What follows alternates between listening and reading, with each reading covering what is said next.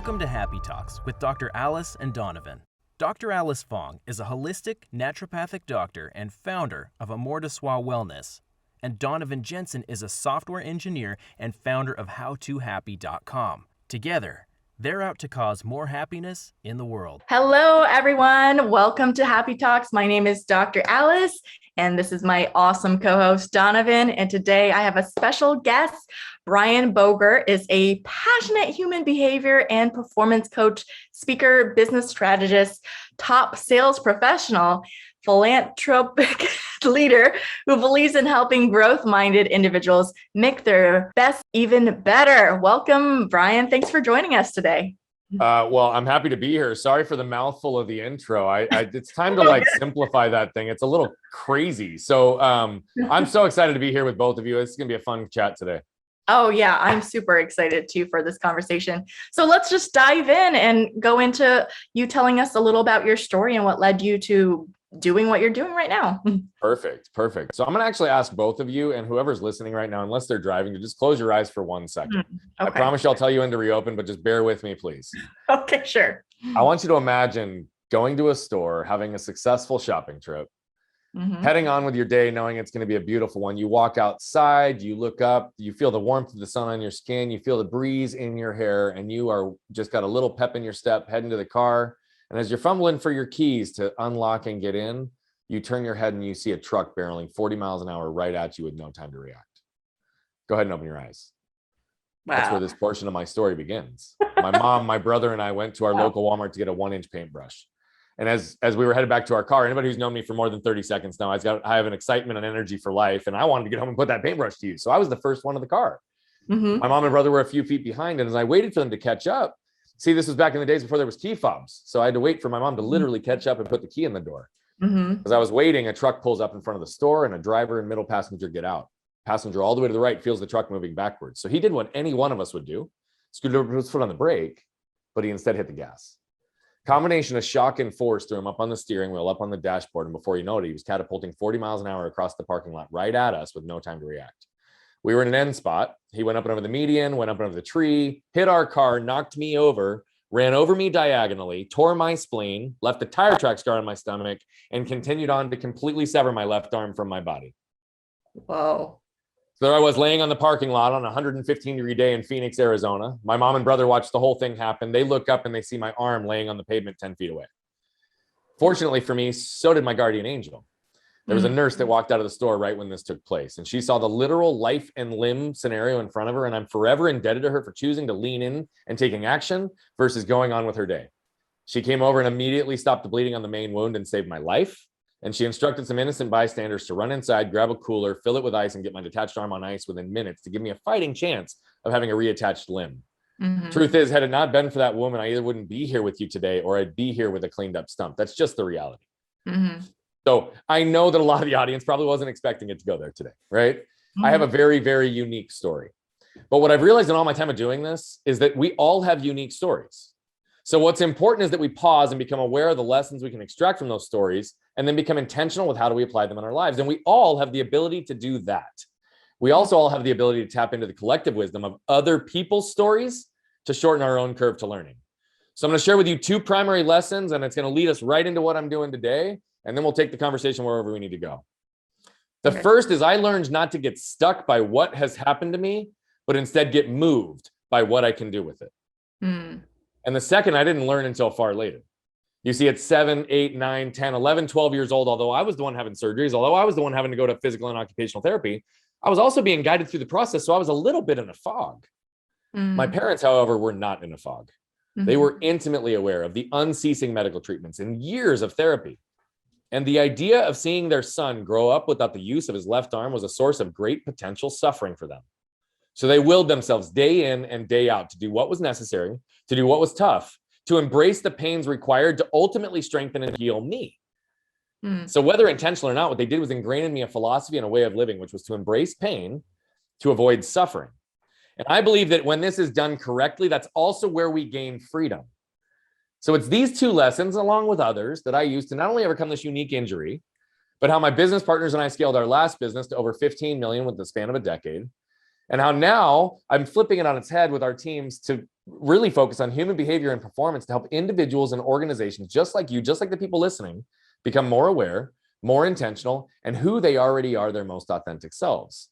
You see, I believe that's when the door starts to crack to perspective, motivation, and direction, and when joy, freedom, and fulfillment can start entering into our lives holistically, which is why all of our entities are on a mission to impact 1 billion lives by 2045.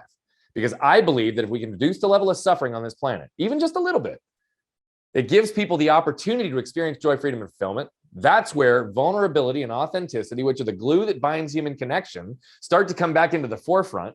And that's when we start seeing people be able to stand on their own 2 feet, not only confident, but convicted in who they are, knowing that the world won't just accept them, but will embrace them for exactly who they are. And I believe that if we can accomplish these things in the next 24 years, that it's going to leave a lot better world for my kids and my grandkids. Yeah, that's awesome. There's a ton of different angles that we could go from there, a lot of different things that we could unpack.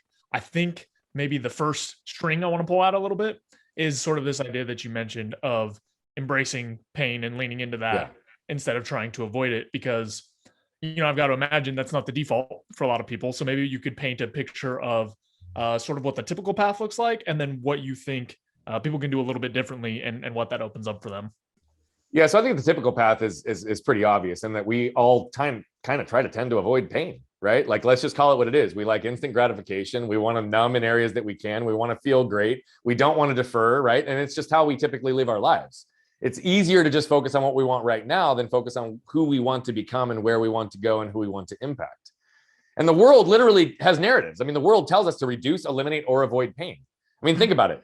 We have ads and billboards, you call it, drugs, prescription, alcohol, whatever. It doesn't matter what it is. Like, we want to avoid pain at all costs. We numb by watching TV. We numb by doing different things. And oh, by the way, this is a natural evolutionary response for survival. If you cut your leg 100 years ago, you could die. But that's not the reality anymore. So let's just start by understanding pain, and let's start by understanding suffering, because then this concept will make sense. Mm-hmm.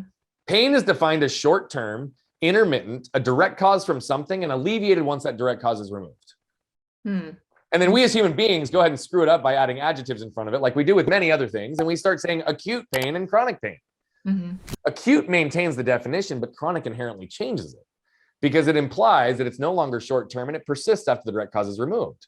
So let's stop calling that chronic pain and call it what it actually is, suffering.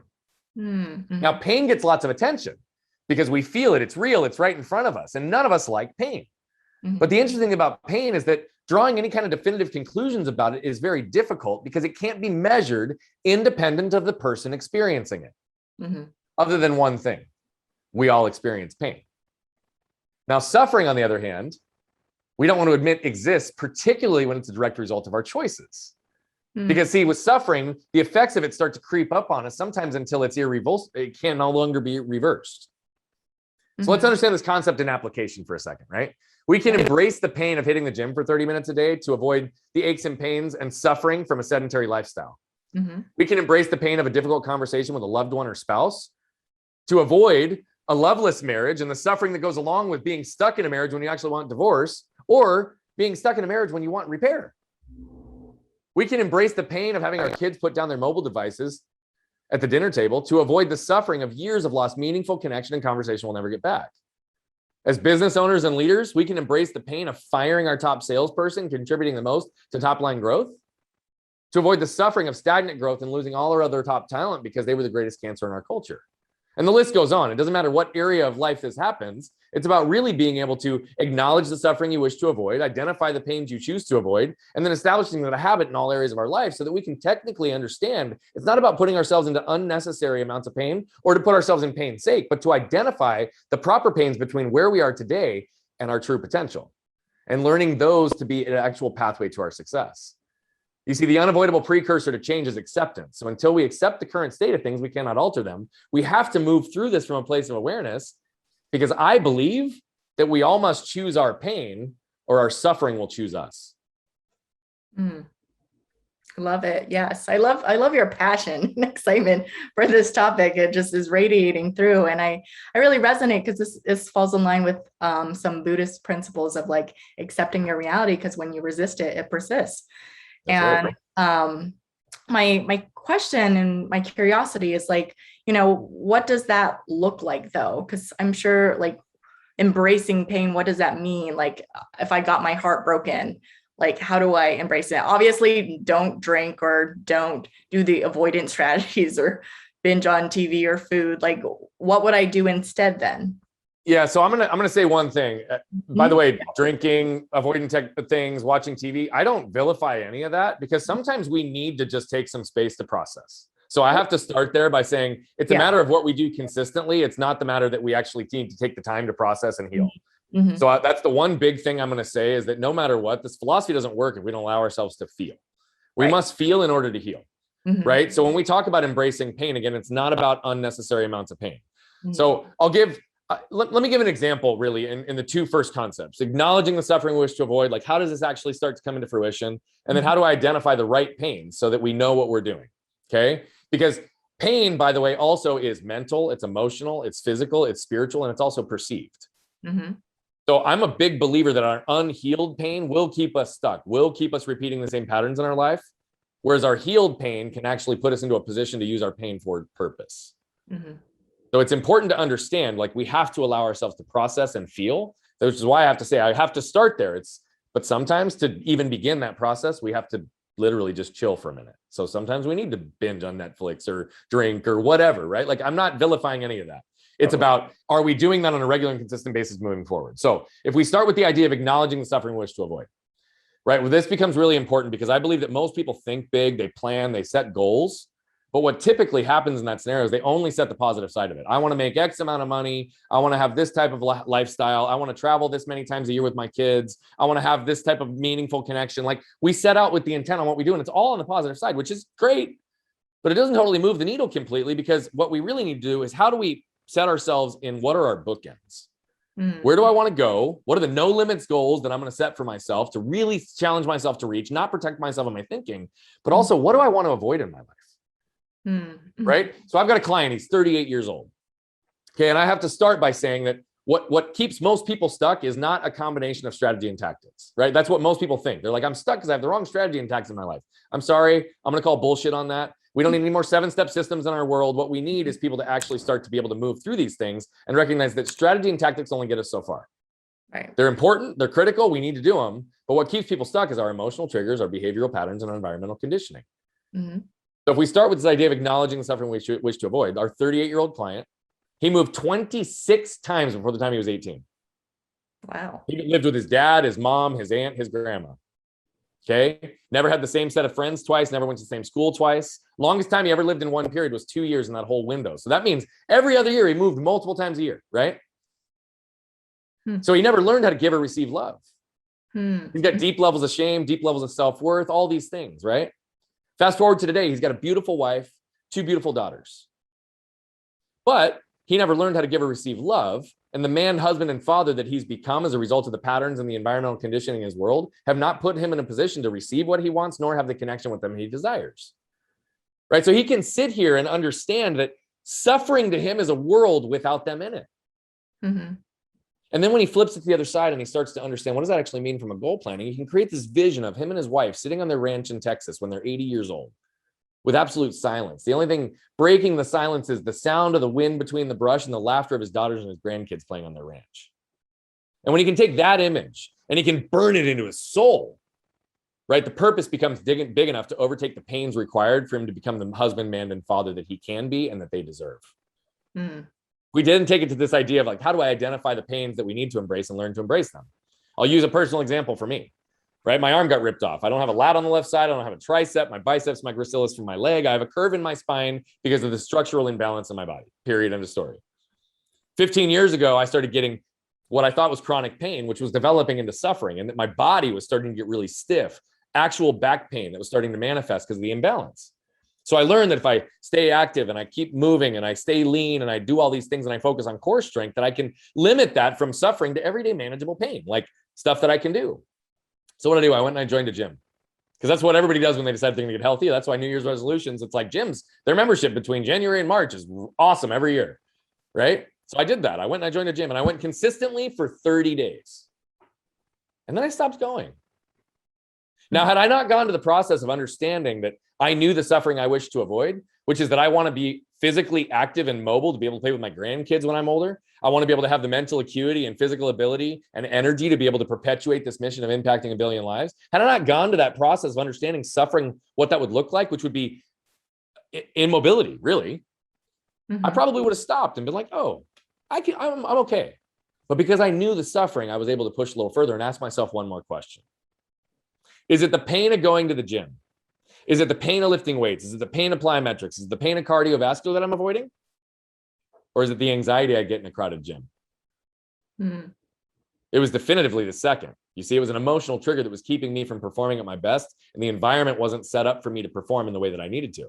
So I had to embrace the pains required to set up the time, energy, money, and space in my house to build out my own home gym so that I could embrace the pains required daily to keep my body in movement so I could avoid the suffering holistically in my life. You see, it's not about just picking pains and saying, I got to go be in pain. It's about determining the ones that really are critical on our path to success.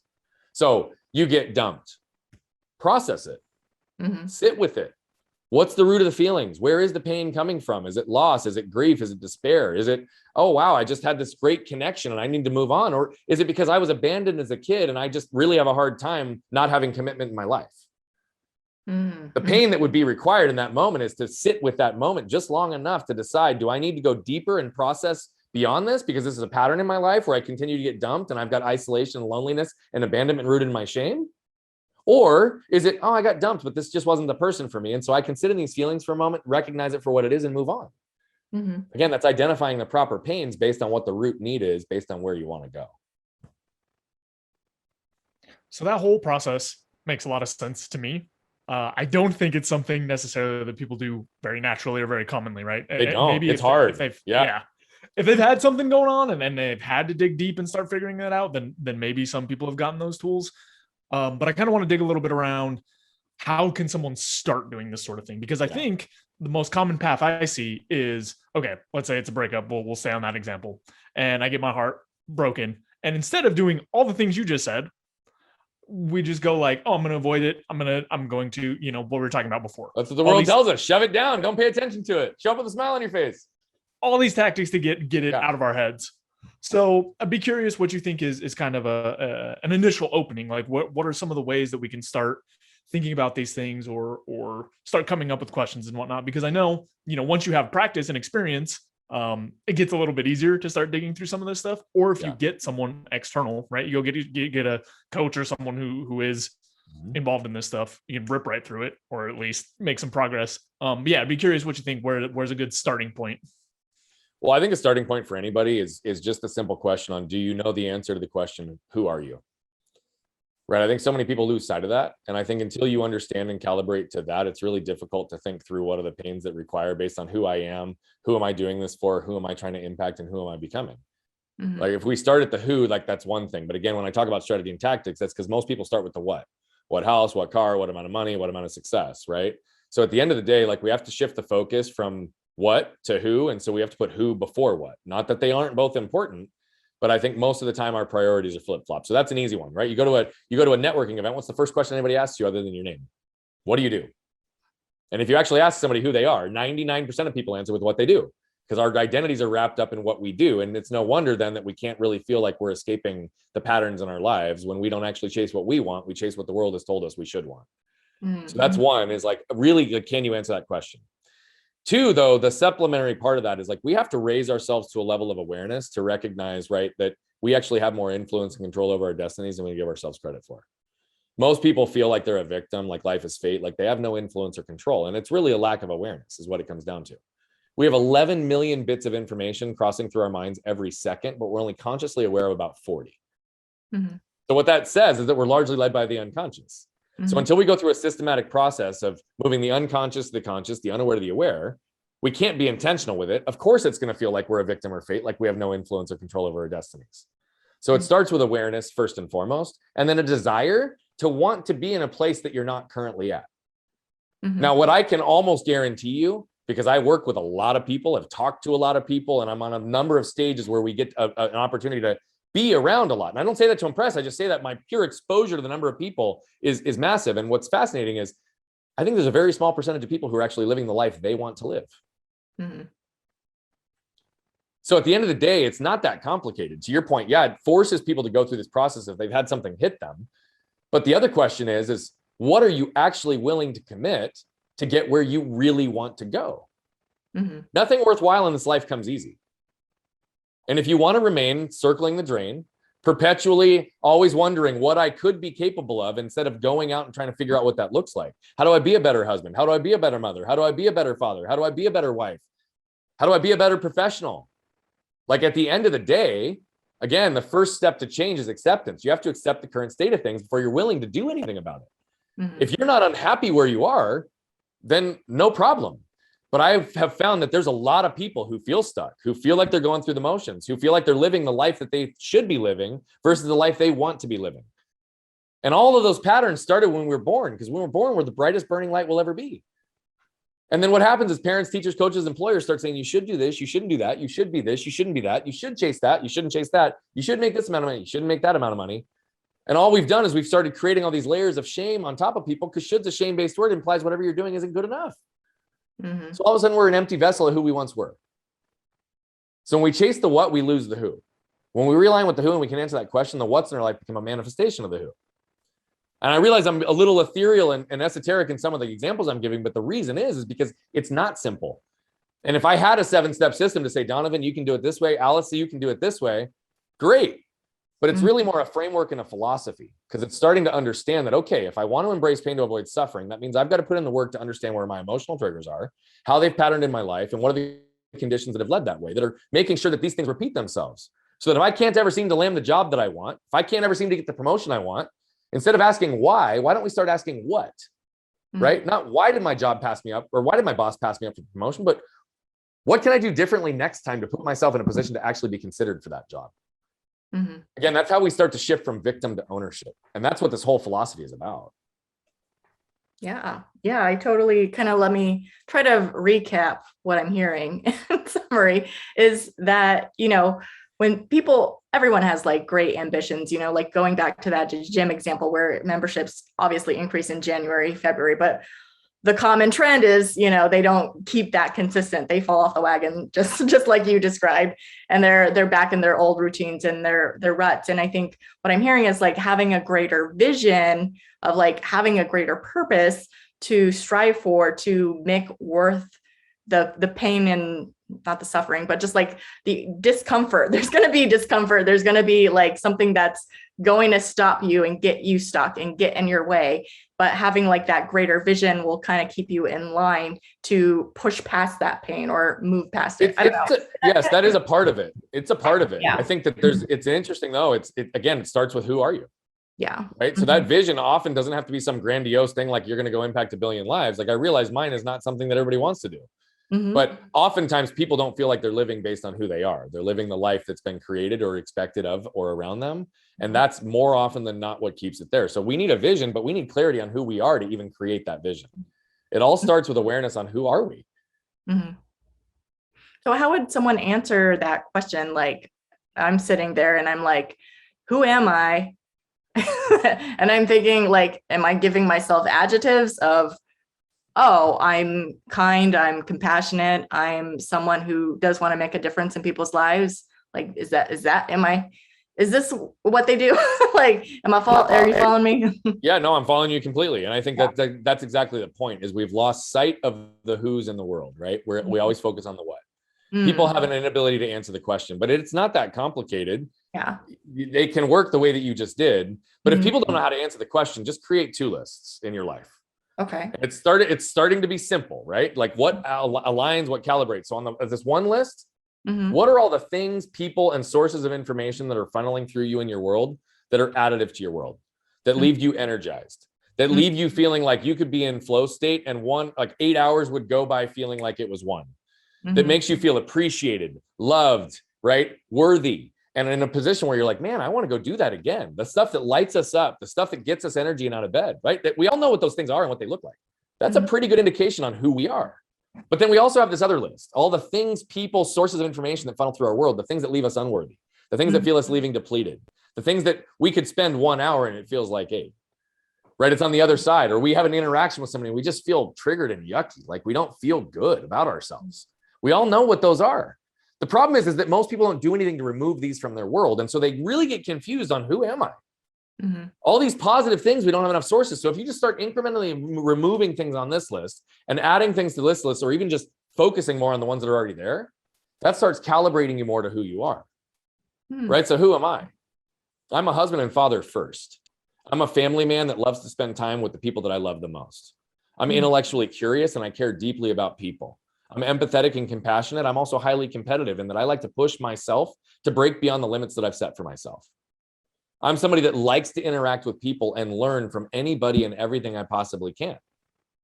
And I'm somebody that always likes to chase to become a better version of myself, to develop a better world for others.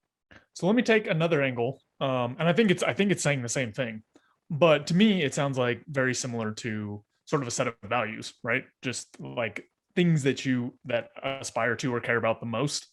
And under that sort of frame, I think it becomes, at least for me, because I've done this a lot in the past, but it becomes a lot easier when I have this list of values, or however you want to describe it, to compare that against, like you were saying, these two lists of activities, and seeing which ones actually align and which ones don't. For me, that's been extremely helpful for being able to get really clear on which bucket these things fall into. Because sometimes in my past, I've had things that I thought, oh, I don't know, do I like this or do I hate it, or where does this fall? And then I map it against sort of these values, and something that we've been talking about, against sort of what are the long-term impacts, aka the suffering or lack thereof. And that's been sort of a framework that's worked really well. No, that's exactly, that's exactly right. I mean, at the end of the day, when you can determine who you are, the things that are important to you, who you're trying to impact, where you want to go and what you want to accomplish, it's that framework. And it's about building your life in alignment so that it becomes self-regulating. You know what fits and what doesn't. So to your point, right, when something new enters into your world and you challenge it up against your framework, that set of values, if you want to call it that, right? You know what fits and what doesn't. The problem is people often know what doesn't fit, yet they keep it there anyway. Right? They know that this relationship is unhealthy. They know that they work in a toxic shame-based culture at work. They know that they're triggered every time they work against that coworker. They know that every time they have to ask for the sale that it crushes them inside, yet they continue to do it even though it doesn't align with who they are. Mm-hmm. So your point is accurate.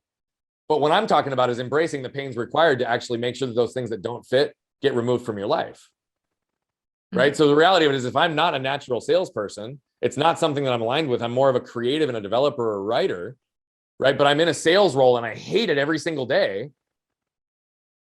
Well, do I want to embrace the pains required to figure out what is my next path to actually start living more holistically to who I am as a creative and a writer? Or do I want to keep on this path because it's what I think I need to do to make X amount of money to fit the mold of what the world's created for me? Define it by your values, not the world's values. That's exactly the point. But most people don't run it through a framework. They're just like, oh, well, I'm here. This is what I'm going to do. Right? It's instant gratification instead of saying, this isn't really what I want or who I want to be or who I want to become. So the question is if you have a framework, are you actually filtering things through it so it can actually work for you? Mm-hmm. And what about if there's like limiting beliefs of like, yeah, I'd love to be a writer and creative, but obviously they might be thinking, well, that doesn't pay the bills and I gotta survive. That's typically where emotional triggers come in. Yeah. Mm-hmm. Right. So if there's a limiting belief, it's typically tied to an emotional trigger or some pattern in your life. Right. Mm-hmm. So if I don't think that I have the framework or the ability to actually put myself out there to monetize my skill or who I am, right. Mm-hmm. I would also challenge like, okay, where is the root? How do we become aware of our emotional triggers? What does that do for us? Right. I know I talk fast and I'm loud. I own it at this point in my life. But in the corporate world, right, when in B2B, how many meetings would I be in that I would get nudged like, you can't talk like that. And my shame would be triggered and I'd shrink small and I'd start biting my tongue and I'd immediately feel unworthy to actually demonstrate what I need to convert mm-hmm. and grow our business. Mm-hmm. Right. Or for example, right, I'm in a position where there are individuals, there's somebody that I've worked with for a while. She's 33 years old. She grew up in a family full of lawyers. They're all lawyers. They all want to be lawyers. They want everybody in their family to be lawyers because that's the path. She's a creative. For her entire life, she's been fighting against the narrative that what she chose as a career path is never going to be good enough or comparable to what her siblings did. Until she moves through that and accepts that for what it is and identifies wholly with who she is and knows that that's good enough, she's probably not going to embrace the pains required to walk away from things and do what she honors. So if you get stuck based on that, I'm a creative, I don't know how to do this, I don't have the ability to do it, right? Or I'm not worthy in the way that I view myself, then that means you've got work to do before you're ready to leave. Yeah.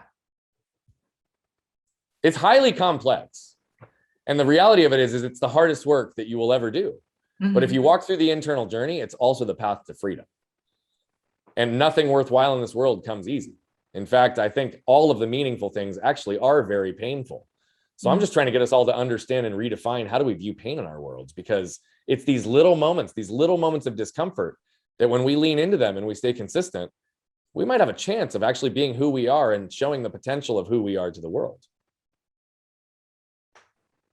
I also, earlier you mentioned kind of honing in on or thinking about sort of the suffering that will show up if you don't do that. Yeah. And I think that's a unique perspective that you don't hear about a whole lot, but I think one that just thinking for myself for a few minutes is one that produces quite a bit of motivation, right? If I think about going to the gym in terms of, oh, I'm going to get like ripped and just look chiseled and cut, like that provides some small amount of motivation. But if I think about going to the gym in terms of, I want to be able to walk, I want to make sure that I can get around, like go up a flight of stairs and not be completely winded. I want to make sure that I can, you know, if someone has to move that I care about, I can help them move instead of just stand on the sidelines. So I thought that's a really useful piece that doesn't get a whole lot of spotlight time.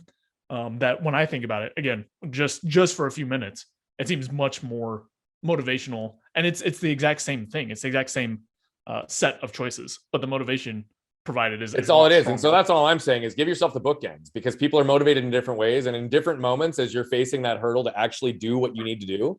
Sometimes the carrot's going to motivate you, sometimes the stick will.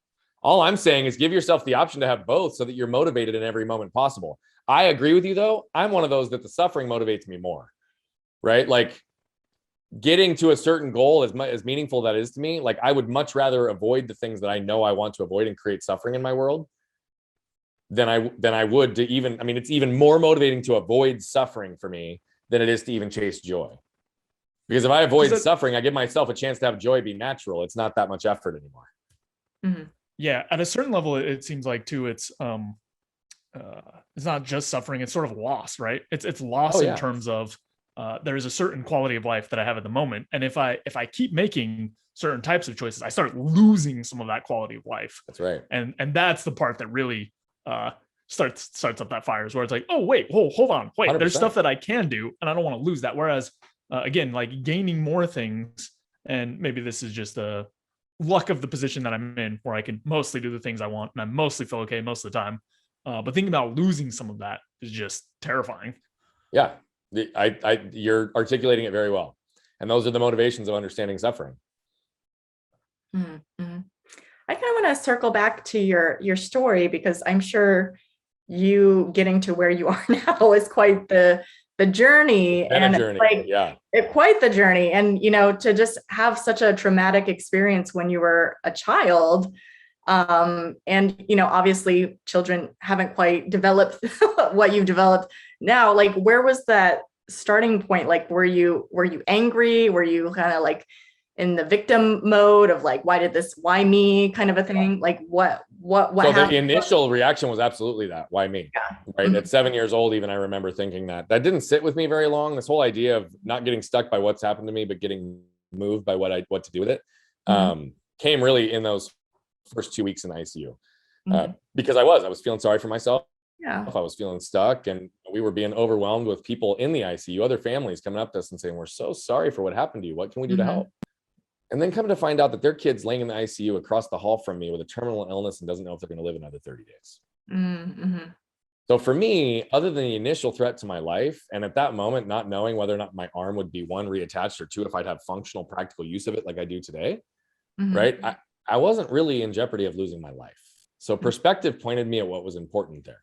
But then what happened, truthfully, is that I was immediately put on the other side of a lens that people would put over my situation about what they would be capable of in my situation.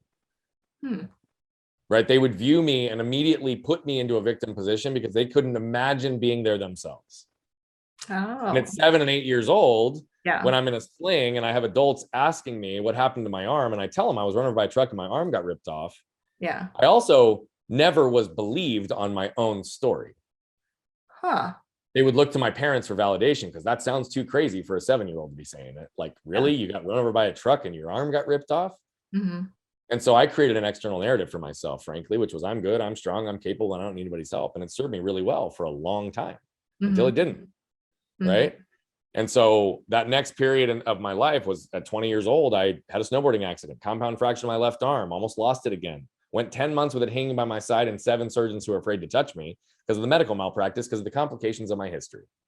Okay. I relived a whole lot of those experiences, but I realized in that moment the power of our narratives because nobody was there.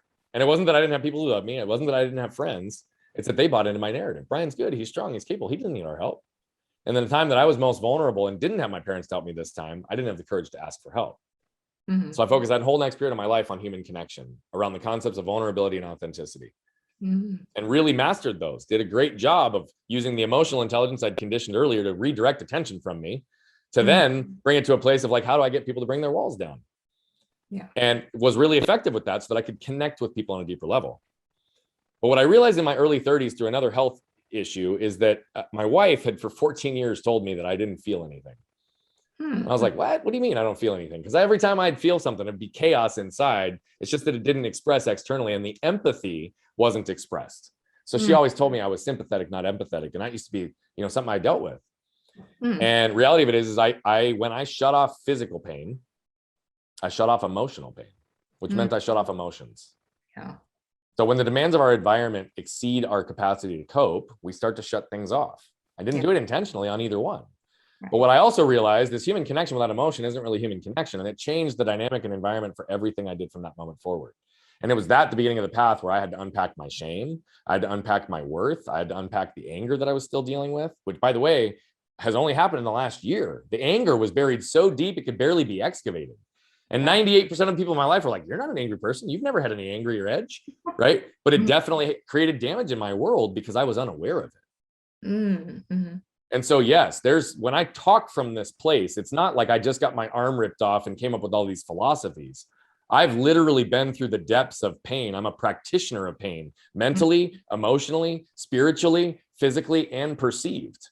Because I also even know what it's like to have phantom pain. So I understand the difference between real and fake pain. So when I talk about these things, it's because I've literally been down this path to unpack each one of these things, actually put in the work, become aware of where these things are, own them, unroot them, and move through them so that they no longer keep me stuck, but I can use them as an advantage. And I know what it's like to be stuck and miserable and lost in who I am, despite having everything on the external world. I know what it's like. Nobody deserves to feel that, and a lot of people do. And I know what it's like to feel joy, freedom, and fulfillment holistically in my life and align 100% with who I am, which is where I'm at right now. And everybody deserves to feel this. So you commented on my passion earlier. I'm very passionate because everybody on the planet deserves to feel this right now. This is what freedom looks like. This is what it looks like to live all into who we are and use our trauma, our pain, our past, our lessons to help guide our future and the impact we can have on other people. I love it. You are such an inspiration, and I know you are going to be impacting so many people and get to that billion for sure. Well, thank you. Awesome. Brian, well, it's been such a pleasure to have you on our show. Was there anything you'd like to plug before we wrap up today? You know what? I typically don't come into these places to plug anything. We obviously are always selling stuff. I've got 4 different businesses that have different things. So we could pitch a bunch, but that's not what I believe in doing right here. Like when I come onto these shows, it's about relationships, values, and impact. And so all I'm going to ask is that people, if they found anything that resonated with them today, maybe do some more research on who we are. You can find me at Bogert Brian on any social. You can go to our website at brianbogert.com. Here will be my request. I won't get to a billion alone. It's going to happen only through collective impact. And so if you actually go and look at anything, you'll see that we create a lot of free content that doesn't have pitches and asks and funnels attached to it, right? We run a business, so obviously we understand all those things, but most of what we put out is truly there just to elevate and empower the people around us. So my ask would be, if you liked this, go check us out. If you see anything that actually resonates with you, not that you like, but like moves you, please like, comment, and share, because that's not a vanity metric. It's a matter of helping the algorithms work in our favor so as many eyeballs and ears can consume what we're trying to put into the world as possible. So again, only if it really resonates with you, because moved people, and it's going to be through the ripple effect and the momentum from everybody who are actually collectively trying to create this impact that'll be the only shot we get there. Absolutely. I love it. Yes. Well, thank you again, Brian, so much for coming on our show. We've really enjoyed it. Thank you for building a platform for us to put good into the world. And it was a good conversation. Looking forward to talking more. Absolutely. Thanks for watching. If you enjoyed the video, please take a second to subscribe, as it really helps out a lot. If you're looking for more content, there's all sorts of information over at howtohappy.com. And if you want something a little bit more condensed and concise, I've also written the book Mindscaping, which is essentially a framework for optimizing happiness. So we'll have the link there as well. And that's all I've got. Thanks again. I'll see you next time.